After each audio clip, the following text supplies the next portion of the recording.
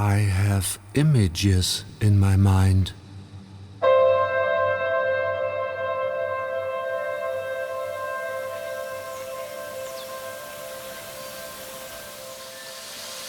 Images of a place where it is green and wet and life.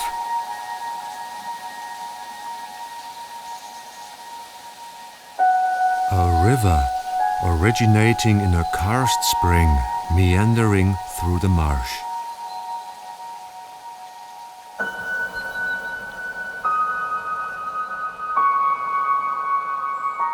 These images, are they a dream or are they real?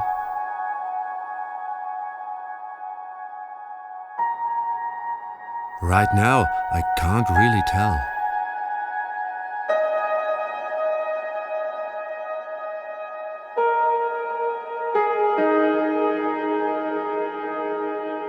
The name of the river, and that I know for sure, is Bosna.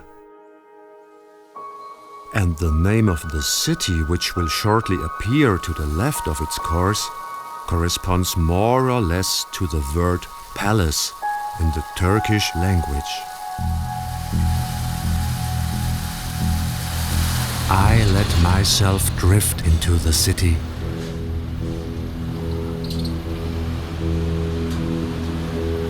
Sarajevo.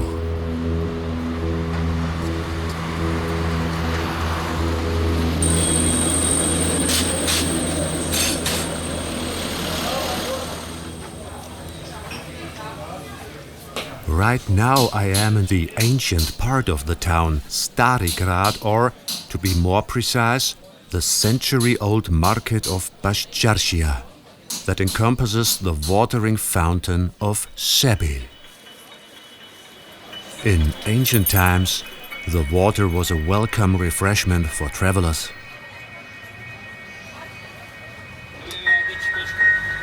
Nowadays, the refreshments come from out of town.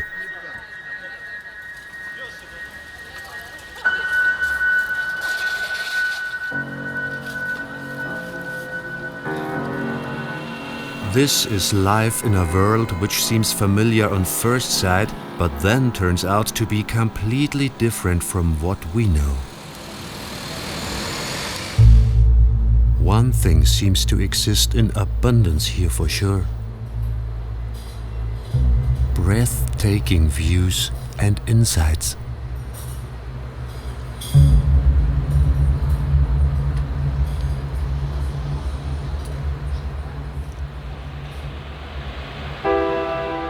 No matter where you are, new perspectives open up just by turning around.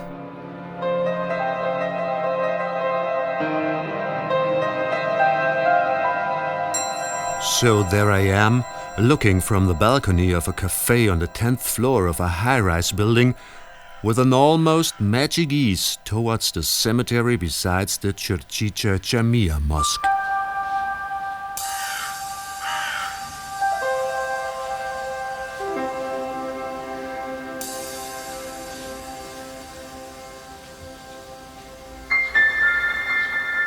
In the Svercina Kuća, which means House of Sverzo, the living culture of a Muslim family in the 18th century has been kept alive.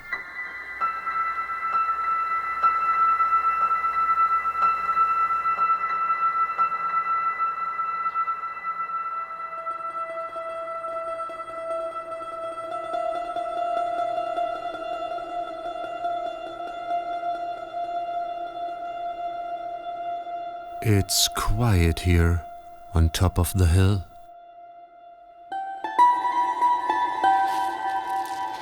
Downhill we go, back to the hustle and bustle of modern times.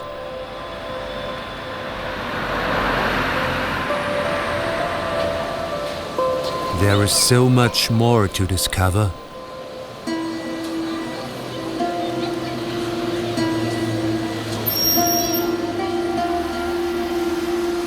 Things like the Markale market on the main exit road of the historic city center. Here, everyone sure finds their favorite fruit and vegetable.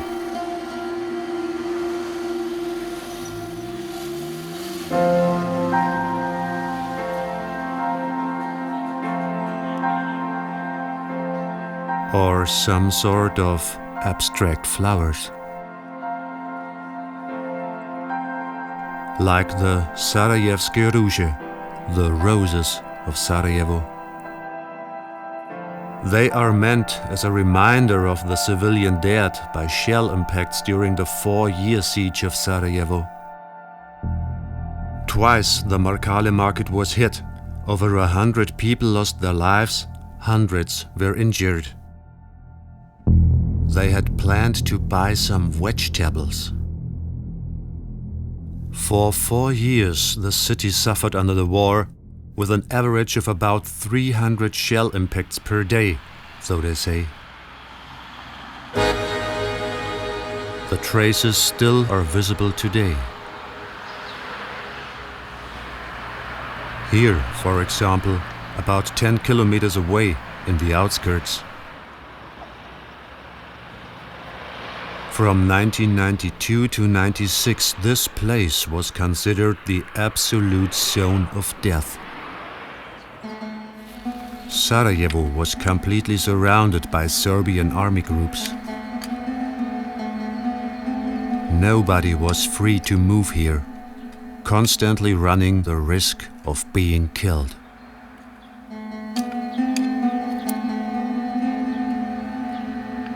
Still, this very spot offered a unique chance to the besieged people as a way to secretly make contact with the free world outside.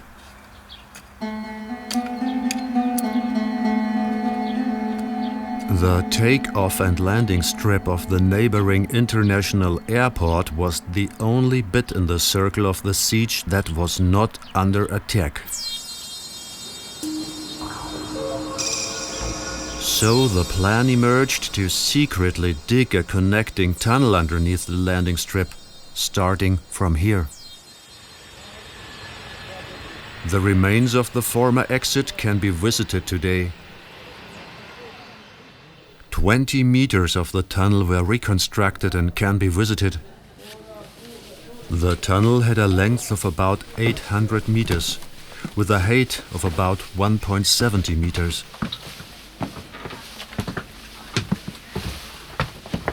Depending on the groundwater level, the passage took between 30 minutes and 2 hours.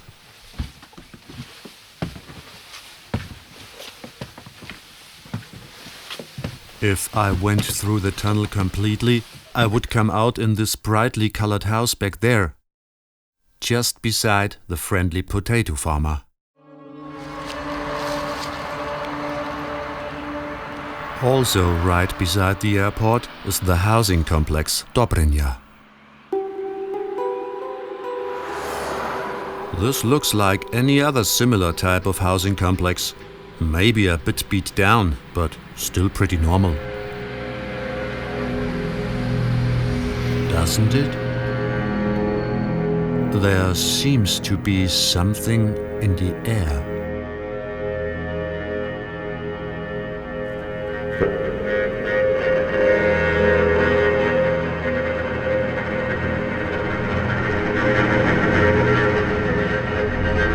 Dobrinja was directly in the field of fire of the besiegers. After the ceasefire, the complex was basically uninhabitable.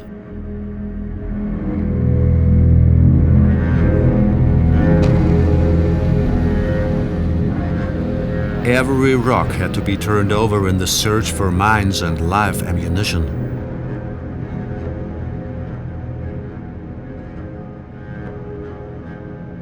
Sometimes, for the ones surviving, it seemingly was enough to roughly cover over the damage. Life needed to go on somehow.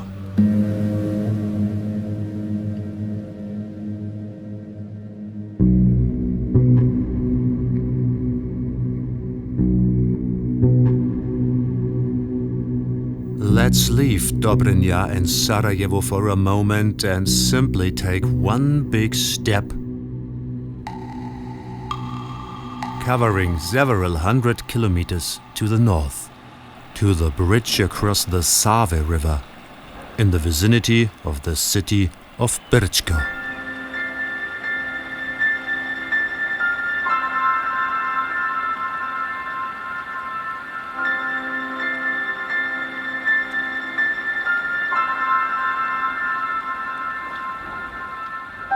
Here, right in the middle of the river, runs the border between Bosnia-Herzegovina and Croatia.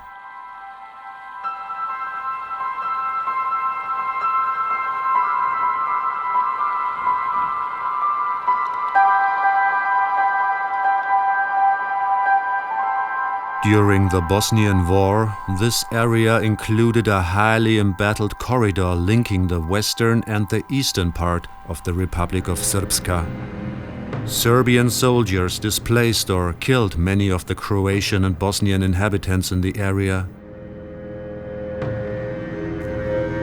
The bridge, which was of tactical importance as a link to Croatia, was destroyed.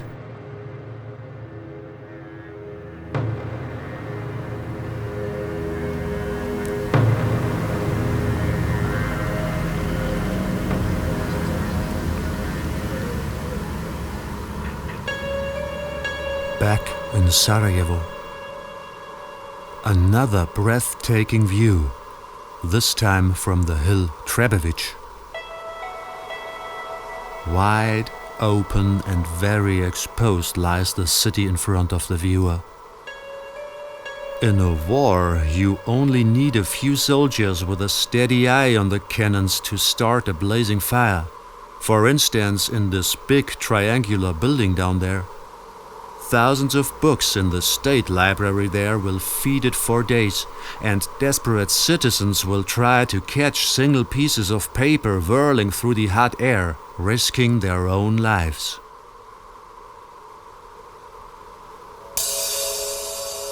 Only a few steps away, somewhat lost in the woods, we find the seemingly grotesque concrete ruins of a former sports facility.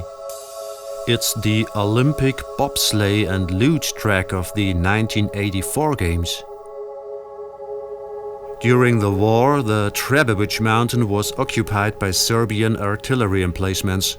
Basically, the entire side of the hill was mined.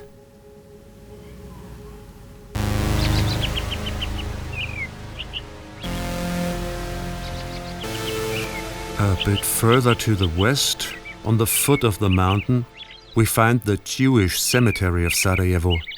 With its headstones, this cemetery offered excellent cover for snipers, shooting at everything that moved over one of the squares down there. And when today the cameraman is searching for a good shot to frame, he probably doesn't move much differently and doesn't think much differently than those snipers back then. And also the people below are not suspecting either that they are closely observed. In the upper left, a streetcar will shortly come into view. Let me hop on, I want to leave.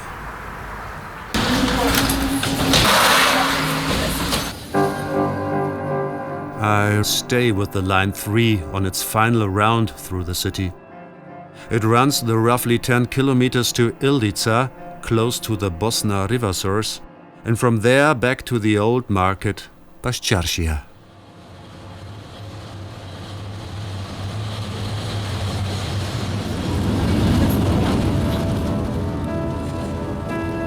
A few high-rise residential blocks catch my eye while I simply look out of the window to watch the bustle on the streets.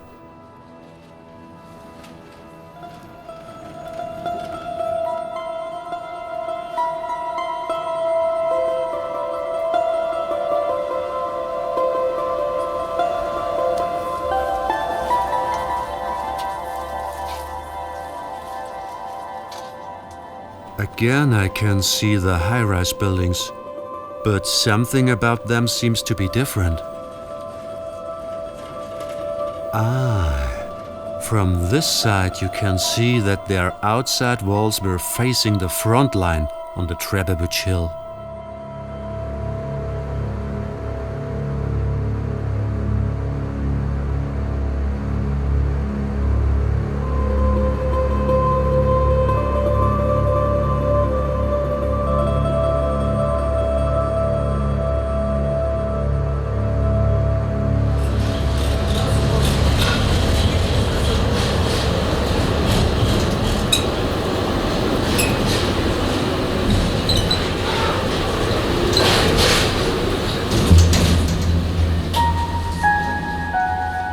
Baščaršija terminal stop. From here it's only a few minutes walk to reach the sky. Or better, the Shuta Tabia, the Yellow Bastion. A lookout with an almost magic atmosphere. Sarajevo, the palace, is illuminated by the setting sun. People from all over the world share their impressions, live and very vividly. I would very much like to say and write something beautiful in the face of such gorgeousness. The rough elegance of the city, the turmoils of history, the everyday life, the friendly citizens of Sarajevo and the happy tourists. So much which reverberates inside of me, an ambiguous, hesitant resonance, a shouting and urge for a peaceful future. But the feeling that lingers in the memory of these images, which apparently are not a dream but reality, has a lot to do with suffering and destruction and a lack of understanding. Why do people attack each other in the first place?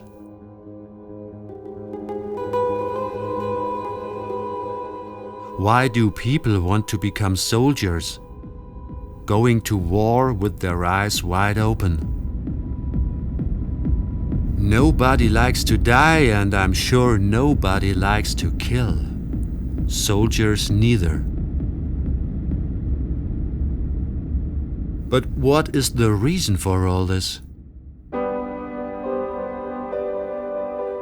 What makes people do it nevertheless?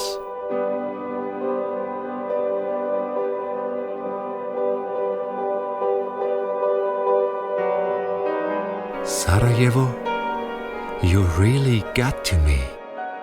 I can understand that people fall in love with you.